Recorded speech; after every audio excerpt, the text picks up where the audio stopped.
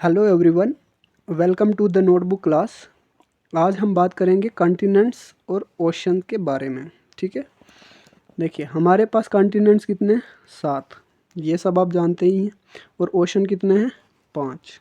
ठीक, मैं आपको बताऊंगा कि सबसे बड़ा कॉन्टिनेंट कौन सा है, उससे छोटा कौन सा है और कहाँ कहाँ पे हैं। ठीक है, तो सबसे बड़ा कॉन्टिनेंट जो है हमारा वो है एशिया। ठीक है, ये रहा एशिया। नंबर 2 पे जो कॉन्टिनेंट है वो है अफ्रीका, ये रहा अफ्रीका। नंबर 3 पे आता है हमारा नॉर्थ अमेरिका। नंबर 4 पे आता है साउथ अमेरिका। नंबर 5 पे आता है एंटार्क्टिका। और नंबर 6 पे आता है यूरोप। नंबर 7 पे आता है ऑस्ट्रेलिया। ये हमारे 7 कॉन्टिनेंट हो गए। ठीक, सबसे बड़ा कॉन्टिनेंट एशिया और सबसे छोटा कॉन्टिनेंट ऑस्ट्रेलिया। अंटार्कटिका में लोग तो नहीं रहते वहाँ पे, बट हाँ रिसर्चर हैं, वो लोग वहाँ जाके रिसर्च वगैरह करते हैं। यहाँ पे रिसर्च स्टेशन बनाए गए हैं और इंडिया का भी यहाँ पे रिसर्च स्टेशन बना हुआ है। गंगोत्री वाला एक है, मैत्री बाद में उसका नाम चेंज करके रख दिया। अभी 2015 में भारती करके एक और बनाया गया है। तो ये यहाँ पे एक ऐसा कॉन्टिनेंट है जिसमें 98% तो आइसी है, बर्फ़ है वहाँ पे। ठीक है, बचा हुआ है जो उसमें पानी शानी ये सब चीज़ें आती है। ठीक, अब हम बात करते हैं दूसरे नंबर पे ओशन के बारे में। ठीक, ओशन हमने देखा था कितने ओशन हैं?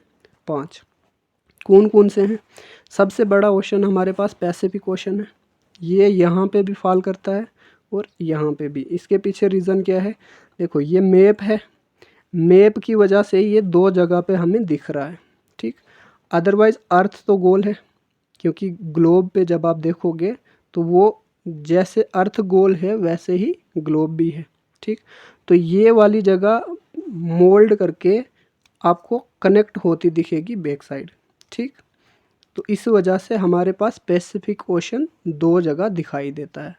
तो कोई ऐसा ना समझ ले कि पैसिफिक ओशन 2-2 हैं। ठीक, आप ऐसे एग्जांपल से भी समझ सकते हो, जैसे हमारे हाथ की उंगलियां हैं और अंगूठा है, अगर हम इनको फोल्ड करके टच करेंगे तो ये राउंड शेप बना देते हैं, लाइक गोल ग्लोब की तरह। ठीक है, और जब हम उनको खोल दें तो ये इसी तरह से बन जाते हैं जैसे ये मैप पे पैसिफिक ओशन दूर दूर बन गया है।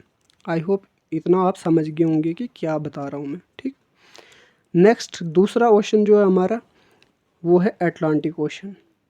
अटलांटिक ओशन हमारे पास एक नॉर्थ अटलांटिक ओशन है और एक साउथ अटलांटिक ओशन है। और एक बात और बता दूं, वो ये है कि ये जो अटलांटिक ओशन है वो एस शेप में है, दिख रहा ना, इस तरह से ये एस शेप बनाता होता है।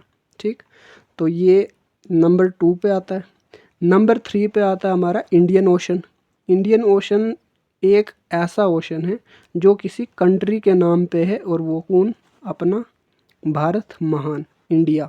ठीक, इंडिया के नाम पे ये एक ओशन है और बाकी कोई भी ओशन किसी भी कंट्री के नाम पे नहीं है, इसीलिए ये थोड़ा इम्पॉर्टेंट हो जाता है और ये तीसरे नंबर पे था। ठीक, चौथे नंबर पे आ जाता है हमारे पास सदर्न ओशन।